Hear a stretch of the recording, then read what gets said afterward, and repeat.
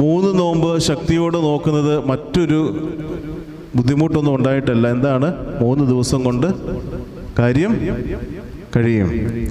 തിങ്കളാഴ്ച തുടങ്ങിയാൽ വ്യാഴാഴ്ചത്തെ കുർബാനയോടുകൂടി അത് കഴിയും. അപ്പോൾ 3 ദിവസം ദൈവസന്നിധിയിലായിരുന്നാൽ മതിയല്ലോ എന്നുള്ളൊരു ചിന്ത നമുക്കുണ്ടാകും. ഞാൻ 3 ചോദ്യങ്ങൾ നിങ്ങളോട് ചോദിക്കുവാൻ ആഗ്രഹിക്കുകയാണ്. നിങ്ങൾക്ക് മനസ്സുണ്ടെങ്കിൽ അതിൻ്റെ മറുപടി നൽകാം, അല്ലെങ്കിൽ അതിൻ്റെ മറുപടി ഞാൻ തന്നെ പറയേണ്ടി വരും. ഒന്നാമത്തെ ചോദ്യം, വിശുദ്ധമായിരിക്കുന്ന 3 നോമ്പിൻ്റെ കാലഘട്ടത്തിൽ യോനാ പ്രവാചകന്റെ പുസ്തകം മുഴുവനും ഒരു പ്രാവശ്യം വായിച്ച് തീർത്ത എത്ര പേരുണ്ട്?